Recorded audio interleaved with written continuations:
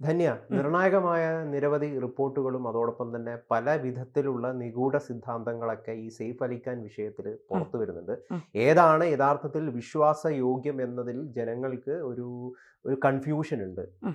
എങ്കിലും ദുരൂഹതകളാണ് അടിമുടി എന്ന കാര്യത്തിൽ യാതൊരു തർക്കവുമില്ല. എന്താണ് പുതിയ ദുരൂഹത? ഈ സെയ്ഫ് അലി ഖാൻ വിഷയം നമ്മൾ ഒരുപാട് ദിവസം കൊണ്ട് ചർച്ച ചെയ്യുന്നുണ്ട്. ഉം. അപ്പോൾ പലരും ചോദിക്കുന്നുണ്ട്, സെയ്ഫ് അലി ഖാൻ എന്താ നിരന്തരം നമ്മളിങ്ങനെ ചർച്ച ചെയ്യുന്നതെന്ന്. സെയ്ഫ് അലി ഖാനെ സംബന്ധിച്ചിടത്തോളം ആ, ഇതൊരു ഗുരുതരമായ ആ, രണ്ട് വലിയ ശസ്ത്രക്രിയ നടത്തിയ ഒരാളാണ് സെയ്ഫ് അലി ഖാൻ. അതായത് 0.05 ആഴത്തിലുള്ള ചെറിയ മുറിവും 10 സെന്റിമീറ്റർ ആഴത്തിലുള്ള വലിയ മുറിവും അദ്ദേഹത്തിന്റെ ശരീരത്തിൽ ഉണ്ട് എന്നുള്ളതാണ് പറയുന്നത്. രാവിലെ 2:30 അദ്ദേഹത്തിന് കുത്തേൽക്കുന്നത്. പ്രതി ഒരാളല്ല, ഒന്നിലധികമുണ്ട് എന്നിപ്പോൾ റിപ്പോർട്ടുകൾ പുറത്തു വരുന്നുണ്ട്. പിന്നെ അതിനുശേഷം മകനെ ഉപദ്രവിക്കാൻ ശ്രമിച്ചപ്പോൾ ആണ് അദ്ദേഹം ഇടപെടാൻ പോയത്. അതിനിടയ്ക്കാണ് കുത്ത് കിട്ടിയതെന്നൊക്കെയാണ് പറയുന്നത്. അപ്പോൾ ഈ 2:30 കുത്ത് കിട്ടിയ സെയ്ഫ് അലി ഖാൻ 4:11 വരെ എന്ത് ചെയ്തു? അതൊരു വലിയ ശരി, ദുരൂഹമായ ചോദ്യം. ഇത് നമ്മൾ തീർച്ചയായിട്ടും പറയുന്നതല്ല, അതിൽ യാതൊരു പോലീസും തരത്തിലുള്ള എഫ്ഐആറും ആശുപത്രിയിലെ റിപ്പോർട്ടുകളും പറയുന്നതാണ്. ഉം. 2:30 കുത്തേറ്റ സെയ്ഫ് അലി ഖാൻ 4:11 വരെ പോട്ടെ, 4 മണി വരെ എന്ത് ചെയ്തു? 2 മണിക്കൂർ അദ്ദേഹം രക്തത്തിൽ കുളിച്ചു കിടന്നത്. അദ്ദേഹത്തിന്റെ ജോലിക്കാർ, അദ്ദേഹത്തിന്റെ ഭാര്യ, അദ്ദേഹത്തിന്റെ ജോലിക്കാർ, അദ്ദേഹത്തിന്റെ മാനേജർമാർ, അദ്ദേഹത്തിന്റെ മക്കൾ, ഈ ഫ്ലാറ്റിലെ സെക്യൂരിറ്റിക്കാർ ഇവരൊക്കെ കണ്ടുകൊണ്ട് നിന്നോ? ഇതൊരു വലിയ ചോദ്യമാണ്. അതിനുശേഷം ഇദ്ദേഹം ബാന്ദ്ര എന്ന ഫ്ലാറ്റിൽ നിന്ന് ലീലാവതി ലീലാവതി ആശുപത്രിയിലേക്ക് എത്തി. ഓട്ടോയിലാണ് പോയത്. കൂടെ ഉണ്ടായിരുന്നത് ഇപ്പോൾ ഒരു സുഹൃത്ത് എന്നാണ് പറയുന്നത്. ഇതിനു മുൻപ് ആദ്യ ഭാര്യയിലെ മകൻ എന്ന് പറഞ്ഞു. പിന്നീട് തൈമൂർ. അല്ല, അത് കരീനയുടെ മൂത്ത പുത്രൻ തൈമൂർ എന്ന് പറഞ്ഞു. ആദ്യ ഭാര്യയിലെ ഇബ്രാഹിം, ആ മകനാണ് എന്ന് പറഞ്ഞു. പിന്നീട് ഇപ്പോൾ വരുന്ന സുഹൃത്താണെന്ന്. ഇത് പോലീസ് പറയുന്നതാണ്, മീഡിയ മലയാളം പറയുന്നതല്ല, പോലീസ് പറയുന്നതാണ്. പോലീസിന്റെയും ഡോക്ടറുടെയും റിപ്പോർട്ടുകളിൽ ഫുൾ പൊരുത്തക്കേടുകളാണ്. സെയ്ഫ് പറഞ്ഞ കാര്യങ്ങളുമായി യോജിച്ചു പോകുന്ന കാര്യങ്ങളേ അല്ല ഇതൊന്നും. എന്തിനാണ് സെയ്ഫ് ഇങ്ങനെ ഒരു നാടകം കളിച്ചത്? അതാണ് ഇവിടെ ഏറ്റവും പ്രധാനമായിട്ട് എല്ലാവരും ചോദിക്കുന്നത്. പലരും പറയുന്നത് സെയ്ഫ് നാടകം കടിച്ചതാണോ എന്നത് സ്ഥിരീകരിക്കണമെങ്കിൽ കൃത്യമായിട്ടും കൂടുതൽ റിപ്പോർട്ടുകൾ പുറത്തു വരേണ്ടതുണ്ട്. എങ്കിലും ഇത്തരം ദുരൂഹതകൾ നിലനിൽക്കുന്ന ഒരു സാഹചര്യത്തിൽ സെയ്ഫിന്റെ ഭാഗത്ത് നിന്നുണ്ടായത് നാടകമാണോ എന്ന് നമ്മൾ സംശയിക്കുന്നതിൽ യാതൊരു തരത്തിലുമുള്ള തെറ്റുമില്ല. അപ്പം ധന്യ ആദ്യം ചൂണ്ടിക്കാണിച്ചതുപോലെ ഈ ഹോസ്പിറ്റലിലെ അഡ്മിറ്റുമായി ബന്ധപ്പെട്ടിട്ടുള്ള സമയത്തിലുള്ള ഈ വ്യത്യാസം, 2 കിലോമീറ്റർ മാത്രം ദൂരമുള്ള ലീലാവതി ആശുപത്രിയിലേക്ക് എത്തിച്ചേരുവാൻ വേണ്ടി എന്തിന് ഇത്രയും നേരമെടുക്കുന്നു?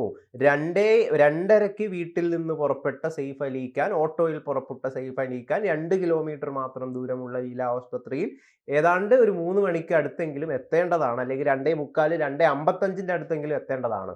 ഒരു പക്ഷേ ഈ ഹോസ്പിറ്റലുകൾ ആദ്യം തന്നെ ഈ കാര്യം എത്ര മണിക്കാണ് ഇയാൾ എത്തിയത് എന്ന് സൂചിപ്പിക്കാൻ വിട്ടുപോയതാണെങ്കിലോ അവിടെ ഒരു ഒരു ഒരു പിഴവ് അവരുടെ ഭാഗത്തുനിന്ന് സംഭവിച്ചതായിക്കൂടെ? അങ്ങനെ നമുക്ക് ഊഹിക്കാം. അങ്ങനെ സംഭവിച്ചെങ്കിൽ, അങ്ങനെയാണെങ്കിൽ അങ്ങനെ തന്നെ സംഭവിക്കട്ടെ, അത് നമുക്ക് പ്രശ്നമുള്ള കാര്യമല്ല.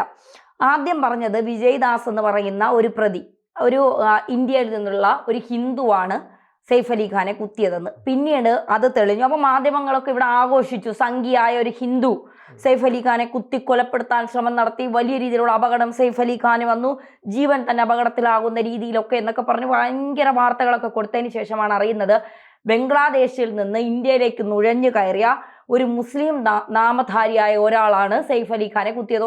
ഒന്നിലധികം ഉണ്ടെന്ന് ഇപ്പോൾ പോലീസ് പറയുന്നു. അതിനുശേഷം മാധ്യമങ്ങളുടെ വാർത്ത മുക്കലൊക്കെ അവിടെ നിൽക്കട്ടെ. കരീന വീട്ടിൽ ഇല്ലായിരുന്നു എന്നാണ് ആദ്യം പറഞ്ഞത്. ഇത് പോലീസിന്റെ റിപ്പോർട്ട് വരുന്നതിന് മുൻപാണ്. കരീന ഗേൾസ് പാർട്ടിയിൽ ഉണ്ട് എന്നാണ് പറഞ്ഞത്. ഇൻടോക്സിക്കേറ്റഡ് ആയിരുന്നു, മദ്യത്തിന്റെ ലഹരിയിലായിരുന്നു. കാരണം കരീന ഇത് കണ്ടു, ഈ ഒരു സംഭവം കണ്ടു. കരീന അവിടെ ചെറിയ രീതിയിലുള്ള ഇടപെടലുകളൊക്കെ നടത്തി. പക്ഷെ കരീന പുറത്തിറങ്ങാനോ ആശുപത്രിയിലേക്ക് കൂടെ വരുവാനോ താല്പര്യം പ്രകടിപ്പിച്ചില്ല. കാരണം ഒരു പക്ഷേ താല്പര്യം പ്രകടിപ്പിച്ചിട്ടുണ്ടാകാം, പക്ഷെ സെയ്ഫ് പറഞ്ഞു നീ ഇപ്പോൾ വരണ്ട, കാരണം നീ വന്നു കഴിഞ്ഞ് കഴിഞ്ഞാൽ, കാരണം തീർച്ചയായിട്ടും അവിടെ ഒരുപാട് മാധ്യമങ്ങൾ ഉണ്ടാവും, ആളുകൾ കയ്യിലുള്ള ഫോൺ വെച്ചിട്ട് ചിത്രീകരിക്കും. കരീനൊക്കെ ഒരുപക്ഷെ നടക്കുന്നതൊക്കെ കുഴഞ്ഞും പഴഞ്ഞും ഒക്കെയാണ് നടക്കുന്നതെങ്കിൽ ആളുകൾക്ക് അത് മനസ്സിലാവും. അപ്പം വലിയ രീതിയിലുള്ള പ്രശ്നങ്ങളിലേക്ക് തിരിയും. അപ്പൊ അതുകൊണ്ട് കെട്ടൊക്കെ ഇറങ്ങിക്കഴിഞ്ഞിട്ട് മാത്രം പുറത്തിറങ്ങിയാൽ മതി എന്ന് ഒരുപക്ഷെ സെയ്ഫ് പറഞ്ഞു കാണും. ഇപ്പൊ 6 കുത്ത് നട്ടെല്ലിൽ ഏറ്റു എന്നാണ്, ആഴത്തിലുള്ള 6 കുത്താണ് ഏറ്റത്. അതിൽ ഒടിഞ്ഞിരുന്നത് കത്തിയുടെ നീളമുള്ള അഗ്രഭാഗം ഒടിഞ്ഞ് അകത്തേക്ക് പോയി. മണിക്കൂറുകൾ നീണ്ട സർജറി. അതീവ ഗുരുതരമായിട്ടും സെയ്ഫ് അലി ഖാൻ 5 ദിവസം കഴിഞ്ഞപ്പോൾ ആശുപത്രിയിൽ നിന്ന് ഡിസ്ചാർജായി. ഓടിച്ചാടി നടക്കുന്നു. സംശയങ്ങൾ വളരെ ശക്തമായാണ് ഓരോരുത്തരും പ്രചരിപ്പിക്കുന്നത്. 2:30 ആക്രമണം നടന്നെന്നാണ് സെയ്ഫിന്റെ തന്നെ മൊഴിയാണ്, ആരും പറയുന്നതല്ല. ഫ്ളാറ്റിൽ നിന്ന് 15 മിനിറ്റ് മതി സെയ്ഫിനെ പ്രവേശിപ്പിച്ച ലീലാവതി ആശുപത്രിയിലെത്താൻ. എന്നാൽ ആശുപത്രി രജിസ്റ്ററിൽ സെയ്ഫിനെ പ്രവേശിപ്പിച്ച സമയം 4:11, 1.25 മണിക്കൂർ സമയം സെയ്ഫ് എവിടെയായിരുന്നു? അടുത്ത് 8 വയസ്സുള്ള മകൻ തൈമൂറാണ് സെയ്ഫിനൊപ്പം ഉണ്ടായിരുന്നതെന്നാണ് ഡോക്ടർ പറഞ്ഞത്. എന്നാൽ സെയ്ഫിനൊപ്പം മൂത്ത മകൻ ഇബ്രാഹിം അലി ഖാനാണ് വന്നതെന്നാണ് പിന്നീട് വന്ന റിപ്പോർട്ടുകൾ. തീർന്നില്ല. സെയ്ഫിനെ എത്തിച്ചത് അദ്ദേഹത്തിന്റെ മാനേജർ അഫ്സർ സെയ്ദി എന്നാണ് ആശുപത്രി രേഖ.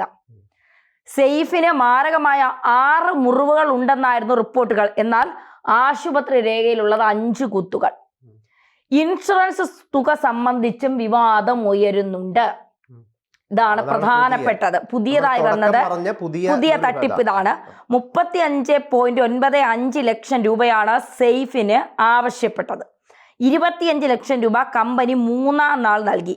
ആശുപത്രി ചെലവ് 26 ലക്ഷം രൂപയെന്ന് കുടുംബം പറയുന്നു. അപ്പോൾ താരത്തിന് ചിലവായത് 1 ലക്ഷം രൂപ മാത്രം. യഥാർത്ഥ പ്രതി തന്നെയാണോ പോലീസ് പിടികൂടിയത് എന്നതിലും സംശയമുണ്ട്. CCTVയിൽ പറഞ്ഞത് മകനല്ലെന്നും വ്യാജ തെളിവുണ്ടാക്കി കുടുക്കിയതാണെന്നും പ്രതിയുടെ പിതാവ് പറയുന്നുണ്ട്. പ്രതി ഇസ്ലാം ഷെഖാസിനെ പോലീസ് ഇന്നലെ മുംബൈ കോടതിയിൽ ഹാജരാക്കിയിട്ടുണ്ട്. ആക്രമണം നാടകമാണോ എന്ന് സംശയിക്കുന്നുണ്ട്. നട്ടലിൽ ശസ്ത്രക്രിയയ്ക്ക് വിധേയനായ നടൻ ആശുപത്രി വിട്ടപ്പോൾ നൃത്തം ചെയ്തതുപോലെയാണ് വീട്ടിലെത്തിയത്. ഇത് മഹാരാഷ്ട്രയിലാണ്. മഹാരാഷ്ട്രയിൽ ഇപ്പോൾ BJP സർക്കാരാണ്. BJP എതിർക്കുകയാണ് ഇതിനെ, നിങ്ങൾ പ്രതിപക്ഷം അനുകൂലിക്കുന്നു.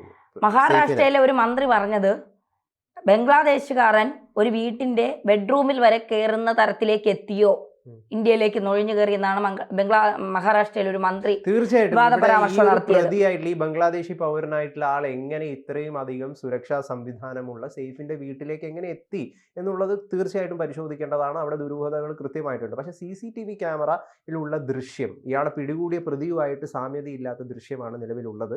അതുമായിട്ട് പൊരുത്തപ്പെടുന്നില്ല. അപ്പൊ അതൊരു വലിയൊരു ദുരൂഹത തന്നെയാണ്. അത് നീക്കം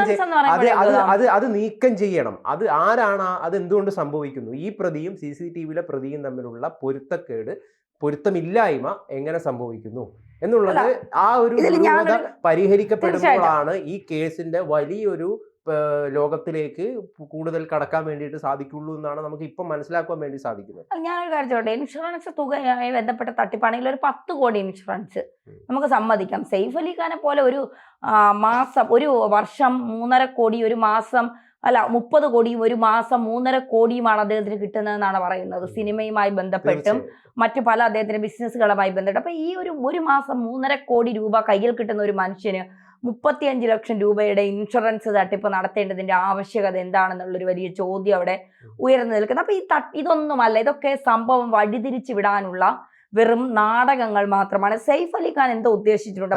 യഥാർത്ഥത്തിൽ ഇൻഷുറൻസും അല്ല വിഷയം. അല്ല, 1796 കോടി രൂപയുടെ സ്വത്ത്, എനിമി സ്വത്ത് എന്ന് പറഞ്ഞുകൊണ്ട് സർക്കാർ അത് ഏറ്റെടുക്കാൻ പോവുകയാണ്, കേന്ദ്ര സർക്കാർ. കാരണം ഇന്ത്യ വിഭജന സമയത്ത് ഇവിടെ നിന്ന് പോയ മുസ്ലിങ്ങൾക്ക് പാകിസ്ഥാൻ അഭയം കൊടുത്തപ്പോൾ പാകിസ്ഥാനിൽ നിന്ന് വന്ന ഹിന്ദുക്കൾക്ക് അന്നത്തെ പ്രധാനമന്ത്രിയായിരുന്ന ജവഹർലാൽ നെഹ്റു ഇവിടെ അഭയം കൊടുത്തില്ല.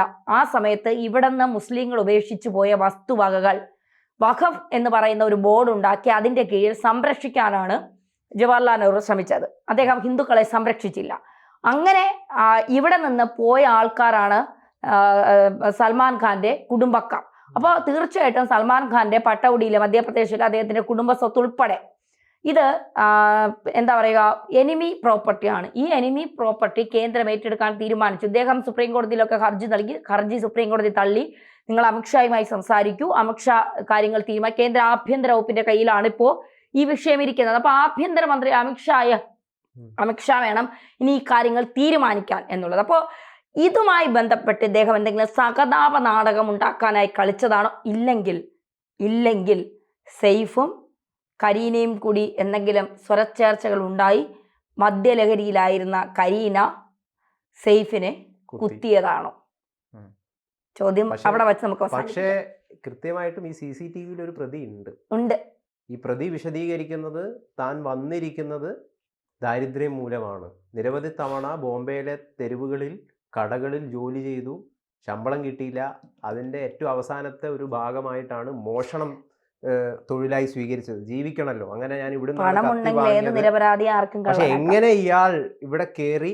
ഇനി അഥവാ ധന്യ ഇപ്പോൾ ഒടുവിൽ നേരത്തെ സൂചിപ്പിച്ചതുപോലെ മദ്യലഹരിയിലായ അസ്വാരസ്യത്തിലായ സെയ്ഫും കരീന ഒരു പെട്ടെന്നൊരു ഘട്ടത്തിൽ ഒരൊറ്റ കുത്തു.